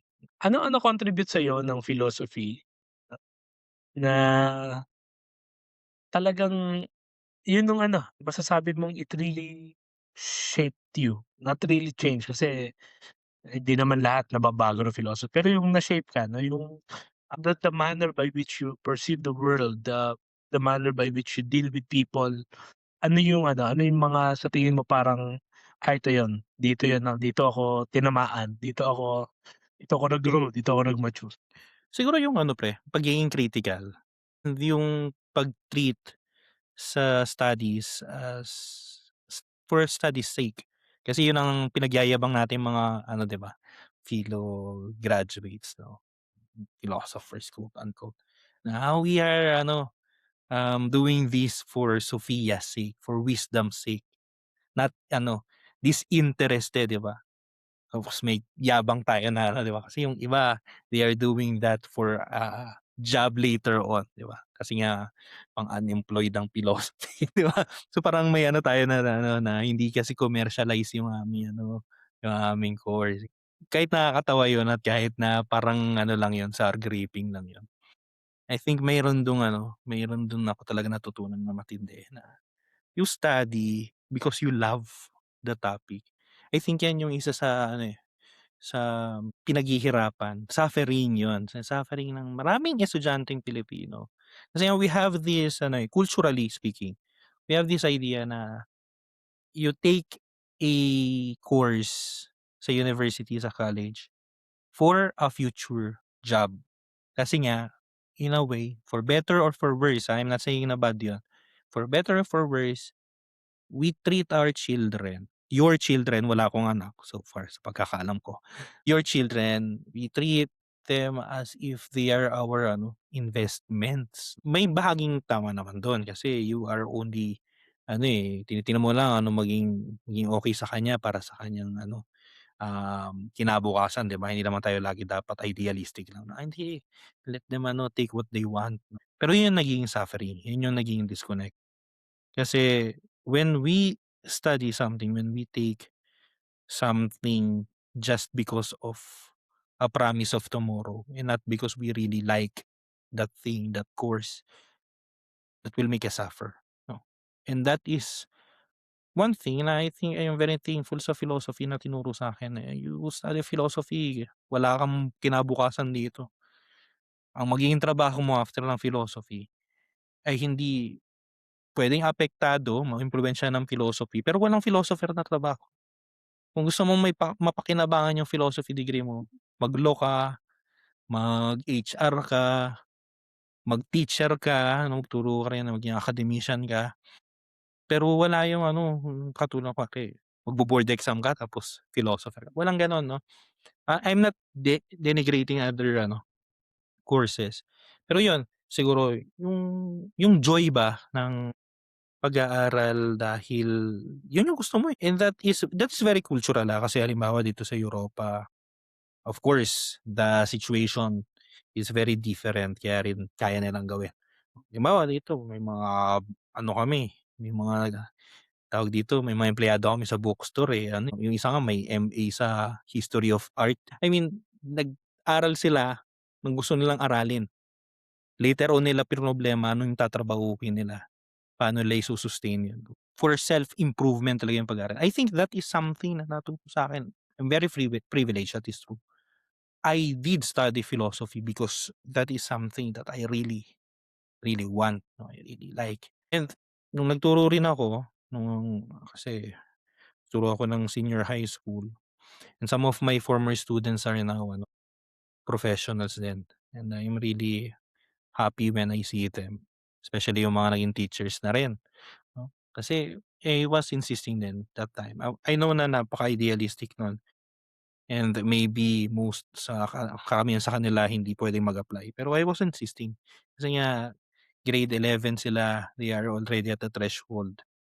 I was insisting na, "You go, take up what you really want, what really strikes you." Not something na dahil yun lang ang mas may ano, may malaking suweldo pagka after ninyo college. I'm really proud na makita ko yung meron ng ilan sa kanila teachers din, 'di ba? That's a very thankless ano, eh, job lalo kung teachers na mababaon ka lang sa utang, 'di ba? Pero meron na may ilan ng mga former students ko. And the second thing I think na naturo sa'kin, I'm thankful sa philosophy, yung critical thinking na don't just receive things as if yun na yun, na yun na yung truth. You have to question. You have to really know why. No, ask the questions, ask the why, and hindi naman maging rebelde ka lang. Tumutol ka lang para lang for the sake na may tututulan ka, makipag-argue ka. Pero the courage to question and the courage din to be corrected. Okay, so may mga ideas pa rin pala akong dapat yan 'no, i-polish pa 'no. Of course, di ko yun lagi natutupad, pero I'm aware of that 'no, and yung ngayon ko na lang din na ano, na-realize kung gaano importante yung Socratic idea ng the only thing I know is I know nothing. Akala ko dati ano lang yun, puwedeng parang tagline mo lang para mukha kang humble. Pero isa kang malupit na academician, meron kang PhD sa Strasbourg, ganyan. Gano'n yung utak ko nun, eh. Pero ngayon ko lang na-realize, oo nga 'no, you really have to admit na kahit ano The pa, more you know, the nakapag-theology less na you ako. know. 'Di ba, the more you know, the less you know, and you have to be open to be corrected, eh. Yun lang, yun yung ano. Yeah, two things from Ikaw what you ba pre? said. Yeah, sure. But two things from what you said na I can glean upon and we can discuss, no, kumbaga critic natin sa current state ng education since we're talking about education. Number one, yun nga, yung economic considerations. While it has its benefits, no, advantages, unlike Europe, unlike the West, no, it somehow, I believe our parents mean well, our grown-ups meanwhile. But, may some sort of guide, na parang choose choose an education that can really help you land or secure a job. I think that's a primary concern. The problem is some of the grown-ups would would go too far into pressuring, ah, "Hindi mag-law ka, sure ka mag-law para umangat tayo sa social ladder. Dapat mag-doktor ka para yumaman tayo, mag-architect ka para yumaman tayo. Wag kang mag-teacher kasi ang teacher ay pang babae, wag kang mag-teacher kasi ang teacher ay baon sa utang." So, all of this na na na nag-a-amplify siya, eh. So, nagke-create siya ng takot 'no, and the worst kung hindi man takot yung nagkakaroon ng parang segregation din 'no, na merong mga mas importanteng kurso at may mga mabababang kurso. Ko hindi hindi ako gano'n ka-ano, aware 'no. Pero at some point inaamin ko na hindi ako fully educated sa gano'n. To the point na makikita mo hindi gano'n yung pagpapahalaga ng ibang mga kahit mga ano, eh, mga academics, eh, mga teachers or professors. Iba yung trato nila sa law students, sa agriculture students. Agriculture is ano, a vital part of our society. Hindi lang economic, even socio-cultural. Education. Imagine giving the future of our younger generations into the next generation of teachers din, 'di ba? It's something na dapat seryoso. Pero yun nga, nata-trap tayo dun sa yung economic na ano, na aspect. Dapat yung tatapusin mo yung kurso yung magla-land ka sa 6 digit na ano, na job, 'di ba? Eh, talong-talo ang pilo kasi wala namang magbabayad sa'yo para mamilosopo kasi dapat sa Pilipinas libre maging pilosopo. Number two number two may yung ako, eh, as an educator, in my own experience, nag-i-struggle ako, nag-struggle ako. I am thankful, I thank the Lord for the opportunity to share a thing or two to my students, especially in philosophy. I really saw to it na philosophical based yung discussions. Idealistic, well, it's the old idealistic Russell, always has been. I really tried my best to elevate the discourse, no? Kasi I believe every student they deserve the best, no? Ang bawat isa kung bigyan mo sila ng plataporma, they will be able to really express themselves. Problem is yun nga, yung iba kinaya ng katamaran. So yung convenience, yung distractions. Let us admit it, medyo swerte tayo kasi hindi gano'n katindi o mas marami lang talagang distractions ngayon kaysa noon. Kasi kahit meron ng Facebook noon, hindi ba tayo masyadong Facebook kasi mas uso pa yung GM dun, eh, yung group messages, eh. Good morning sa lahat except kay Lennon, mga gano'n. Then yun nga yung advantages ngayon, I just feel for many students 'no, kasi some of them hindi na sila nagta-try, hindi sila nagbibigay ng effort because they know in themselves na papasa man sila. Kasi nga merong No Child Left Behind and it pains me 'no, kasi paano naman yung mga nag-effort? Paano yung mga talagang pinu-push nila yung sarili nila sa boundaries? Yun ang sinasabi ko sa mga students ko na sa tingin ko yun din ang sharing ko dito. Laks ako nung primary and secondary years ko. Talagang mahina, halos talagang pasang-awa. Batang squatter, di ba, hindi naman may occasion lang, eh, nung nag-college ako dun ako na-awaken, eh. Mga 4th year na yun, 3rd year pala kasi 3rd year ko, 4th year na ako, eh. Nung nababasa ko na yung nagbasa ako ng Fides et Ratio ta's nagbasa ako ng mga commentaries ni Karl Rahner, sabi ko parang, my vocation in the church is to become a theologian. May gano'n ako na parang ako ay magiging ano humble na theologian kasi hindi ako philosopher na ano, may mga gano'n akong mindset din. I will just be ano, silently contributing to the ano, to the knowledge, yung mga gano'n. Ah, and yet still finding myself na still lacking in so many things 'no, including skills, the aptitude. Totoo yan, yan yung Socratic ignorance and Socratic humility. The more you know, the less you know, 'no? The more you know, the more you understand na there's just so much to learn. Yun ang ano, yun ang naging reaction ko after I read Fides et Ratio, eh. All this time, I thought during my fraternitas days yung nandun tayo sa hotel in Pasig, all this time I really thought I know so much about the church. I just realized na walang-wala pa pala yung alam ko. I thought uh, I know things about the liturgy. I thought I know things about basic theology. Turns out wala. Even the catechesis or the basic doctrines, there's so much to learn, you know, that kind of humility.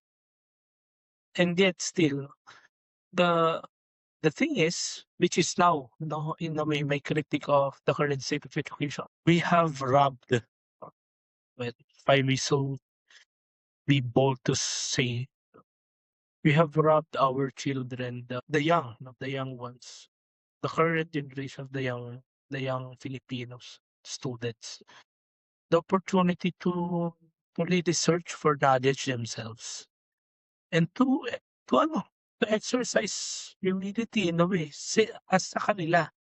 No, hindi to humiliate them kasi uso na yun, eh. Since time immemorial, eh, dinudukduk mong bobo yung bata, eh. Pero sila maintindihan nila 'no, to take it, sa pace nila na there's so much to learn.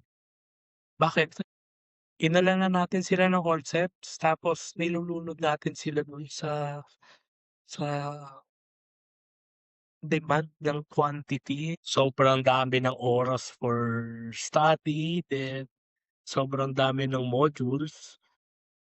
Tapos kailangan may ma-achieve sila na ganitong number ng grade 'no, otherwise bagsak sila. So, well, I'm sorry pero some of our young ones talagang they are pathological liars. Talagang hangga't kaya nilang magsinungaling kahit sa klase ko, I remember iba talagang makalusot lang just to not to attend class tapos kung ano yung mga safeguards na binibigay ng school talagang they can get away with almost everything. Talagang magsisinungaling lang sila kasi alam nila hindi naman sila babagsak 'no. And it's very sad, it's very depressing in a way, nakaka-disappoint. Pero yun, eh, yun yung ano, yun yung setup. Then lastly yung hindi pa emergence kasi it emerged in 2023, the proliferation of AI generated ano, outputs.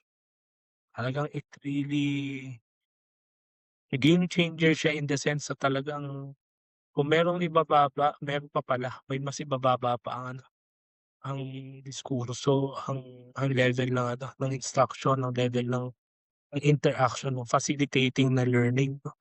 Kasi ako ang ginagawa ko 'pag may time ako, I give them my ano, eh, I give them the assignments, eh, sa class or yung see to work at least 'no.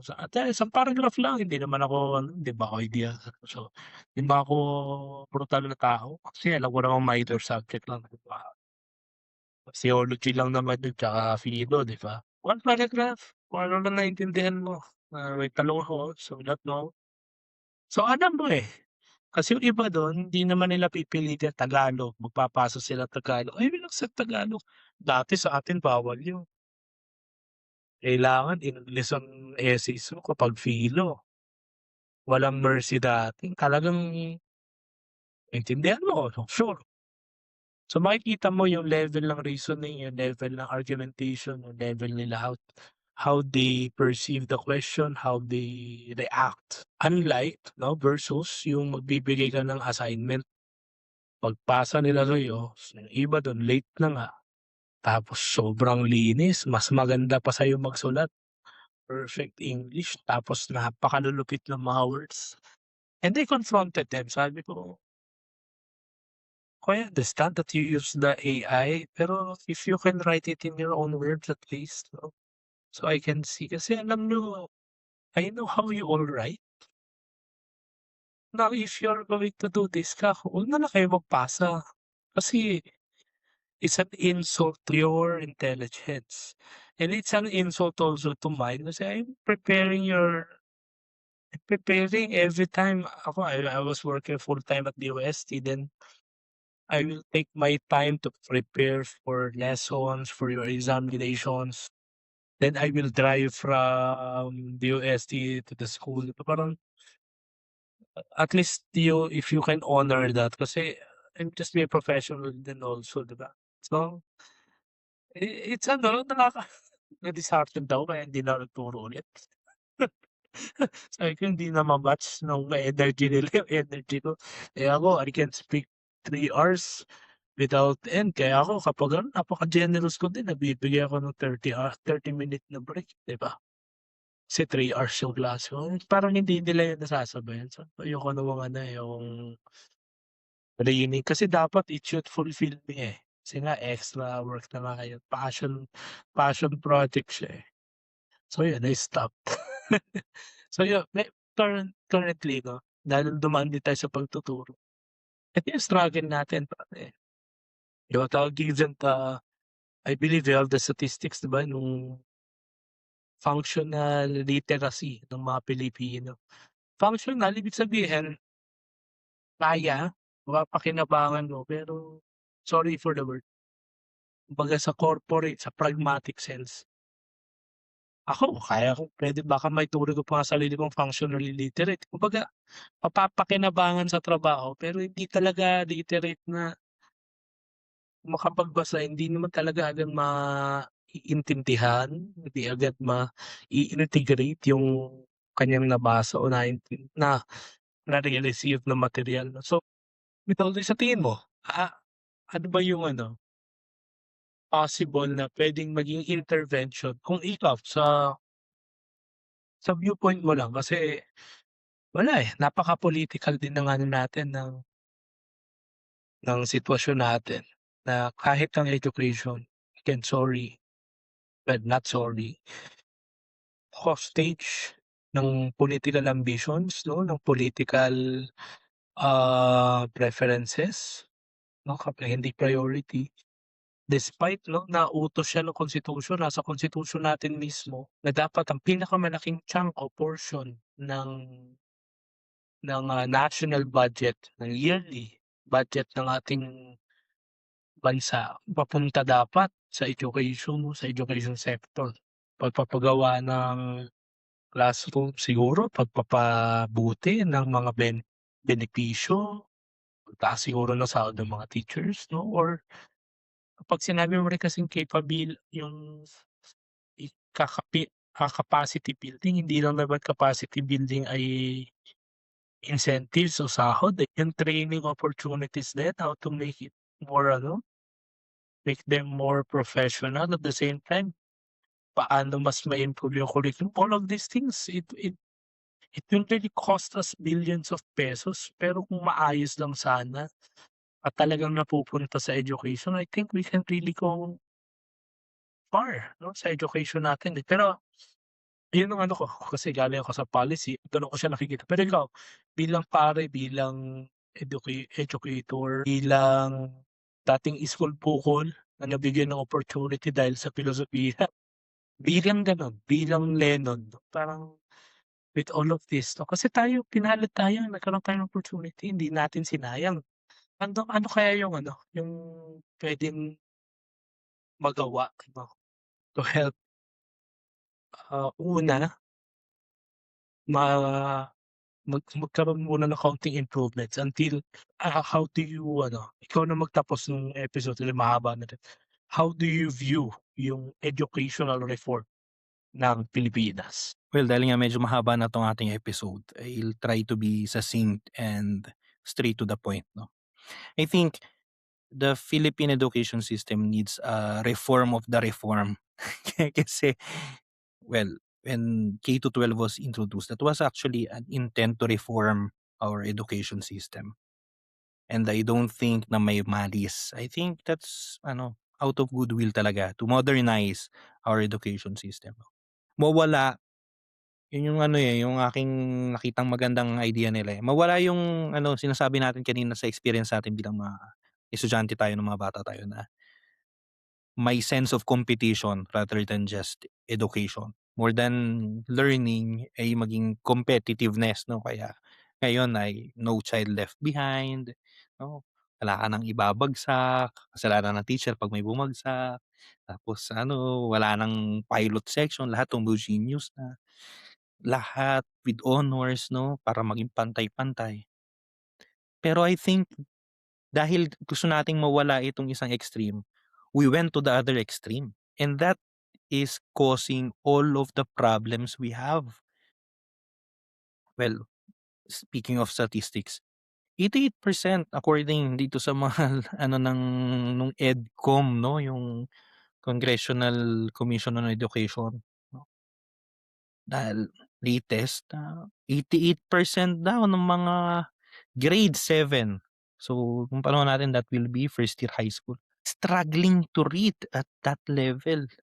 Struggling to read mga kapatid, I mean, hindi ko naman kayo aasahan na magbasa rin kayo ng Fides et Ratio, pero 'di ba, kung nagsa-struggle ka at that level na magbasa halimbawa ng ano, hindi pa nga yung Noli Me Tangere nung inaano ng high school nun dati, Florante at Laura, eh, problematic yun. And that is something na yeah, and that is something na namamana ng namamana hanggang sa ano, mag-college. Kasi nga, dahil wala ka ng idea ng consequences, ang kailangan mo lang ay kailangan ko lang pumasa. Kasi kailangan ko magkatrabaho. Tapos 'pag nagkatrabaho ako, very ano, commercialized. Nagtrabaho ako, maahon ko sa buhay sa hirap yung mga yung pamilya ko. Tapos we treat education not as an end in itself, but as a means, 'no, for economic reasons. And that is why ngayon na tinanggal mo ngayon yung danger na bumagsak ka, wala ng consequence. 'Di magsisinungaling ako, mag-a-AI na lang ako.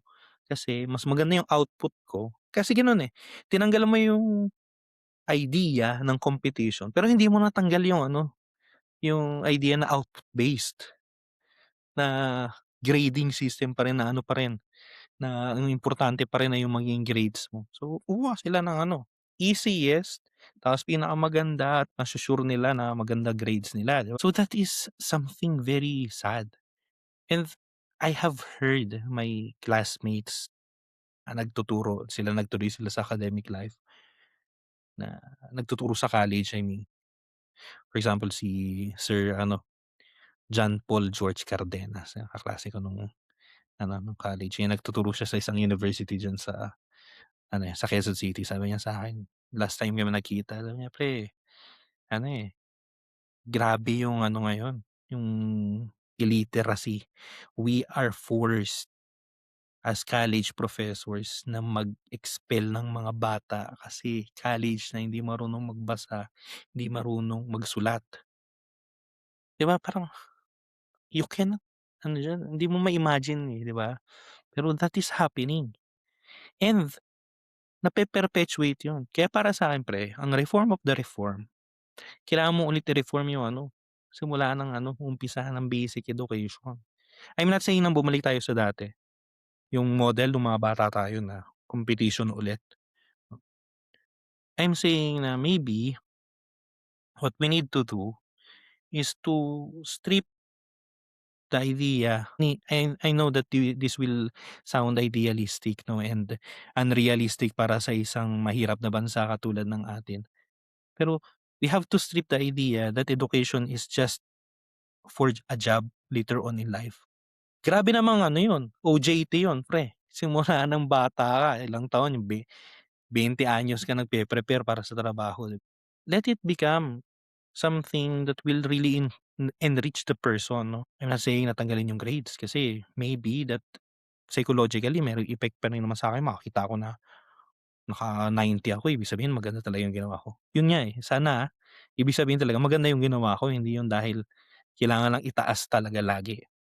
So what I'm saying is maybe, just my humble ano, suggestion, maybe we need to ano, to go not to the past and not sticking here in what we have now. Pero baka makatulong yung classical education. Alam mo ang classical education? Yung idea ay this is very idealistic, yung idea ng mga Greeks na holistic yung education. Pupunta ka doon kasi gusto mong matuklasan ang mga bakit ng ano, nag-aral sila ng philosophy, ng geometry, may physical education, may gymnastics sila. Kasi lahat yun, yung buong ano, yung buong pagkatao mo yung ano, yung hinahasa, eh. Hindi ka nandoon para maging top one. Nandun ka para makinig sa mga masters, makinig sa mga thoughts nila. Mag-search lang kayo kasi mahaba na 'to, hindi ko na i-di-discuss ng mahaba 'no, classic education. You have, curriculums halimbawa ng classic education na high school, they are already, discussing Aristotle, they are already reading classical literature like Ovid, Homer, they are well, meron din silang mathematics, meron din silang ano, pero hindi sila nandoon para mag-compete sa isa't isa. They are there to dialogue, to really understand the why of things and of life, 'di ba? Kasi yun ang education, it's understanding why are we here, what are we doing here, 'no? Hindi lang siya preparation mo para magkatrabaho ka later. Very good yun kapagka dahil sa pag-aaral mo ay na-prepare ka para sa later on mo na pagtatrabaho. Very good yun. But that should be the secondary effect, not the primary. The primary is the formation of the person. No, I know this might sound, again, very idealistic.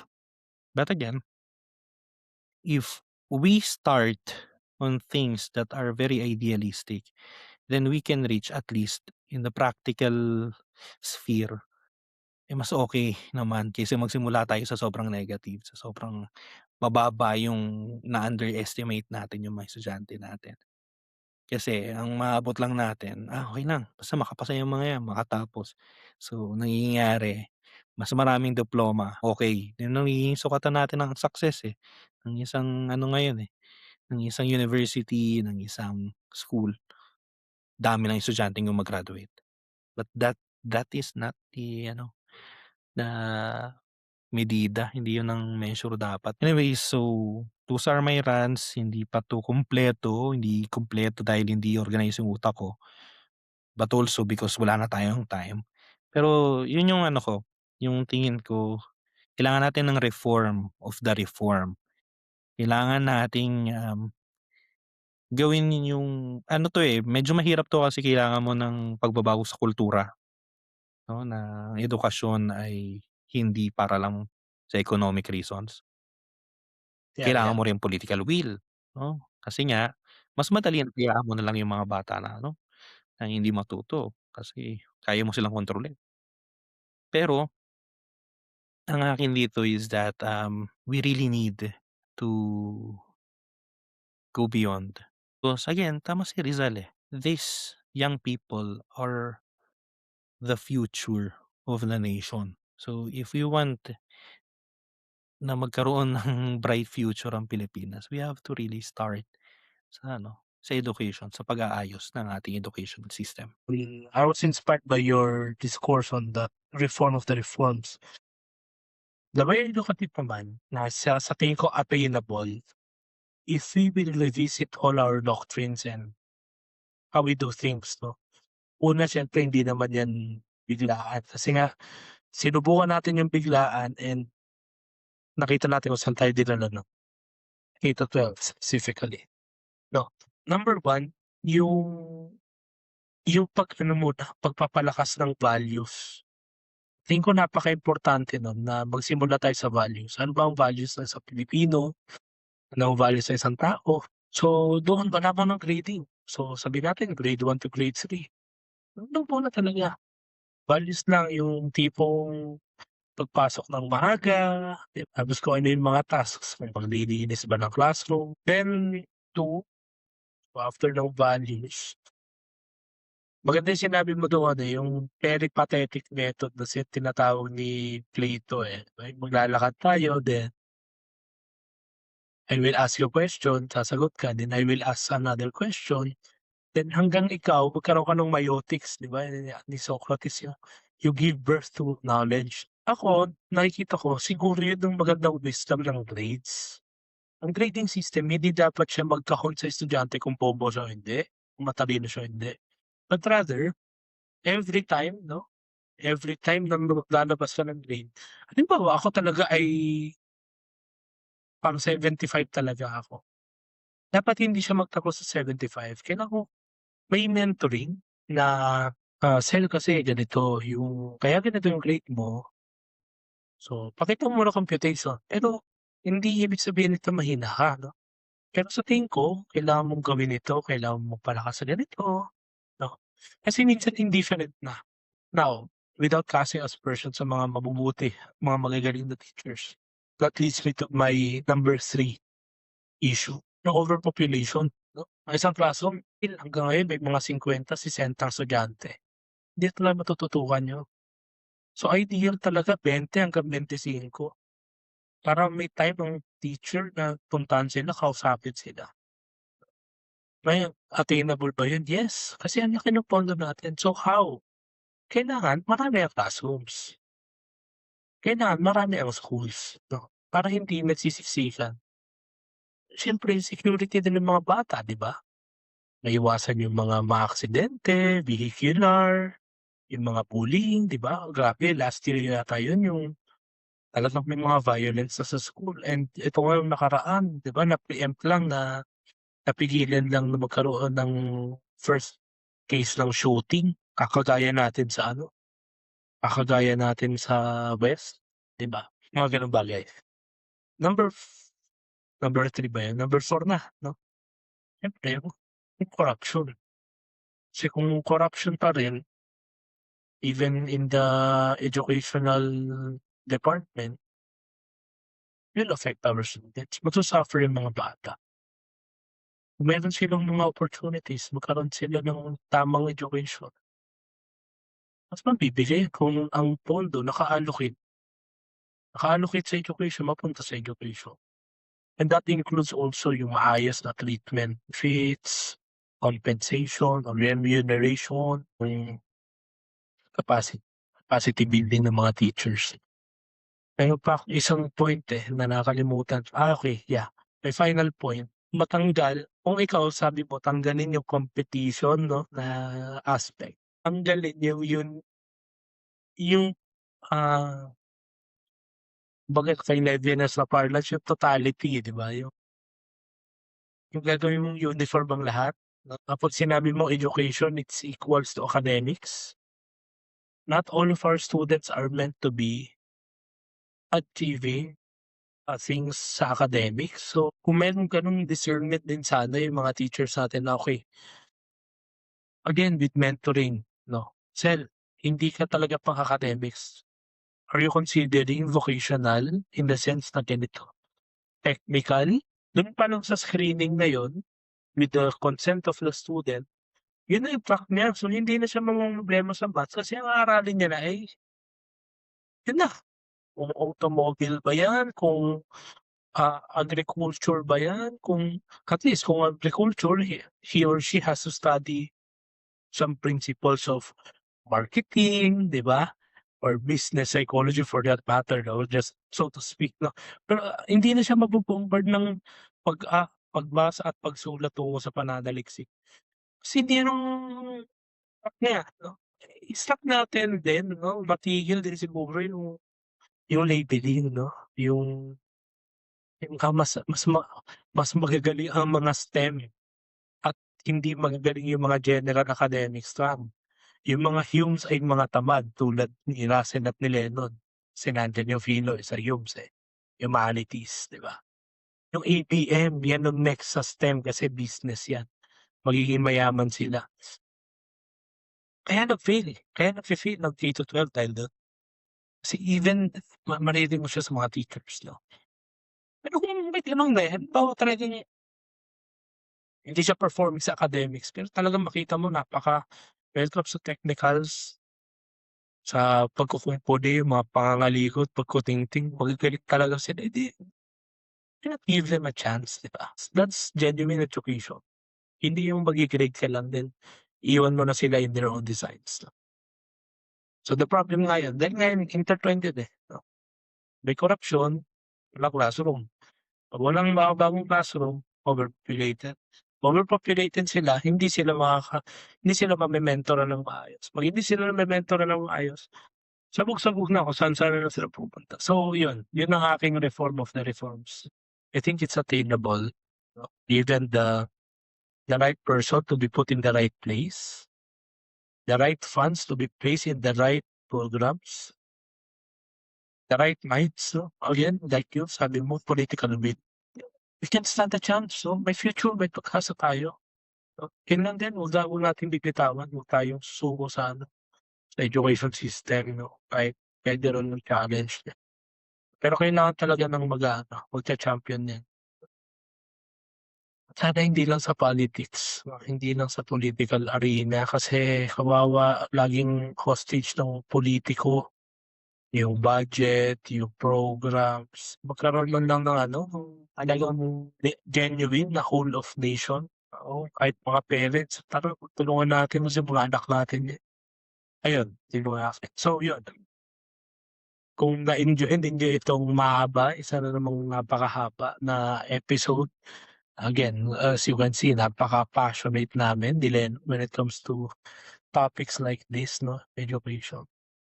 Kasi it's a subject matter close to heart, close to home. Eh, hindi naman talaga kami kayamanan, 'no, pero we were given that opportunity to grow, 'no, sa academic formation and we we were able to see a little piece of the picture, okay? May bigger picture yung education system, 'no?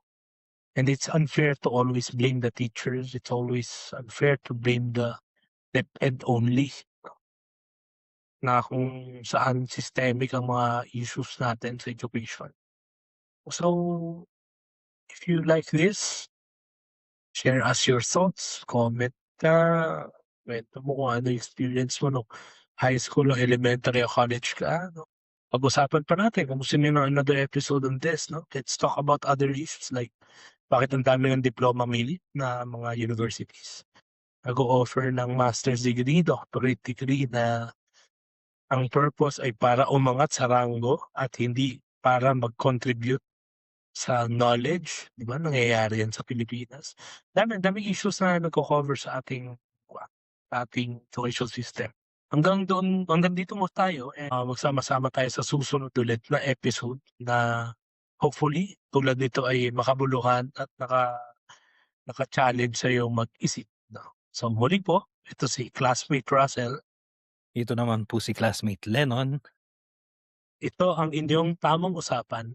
usapang may tama. Bye-bye.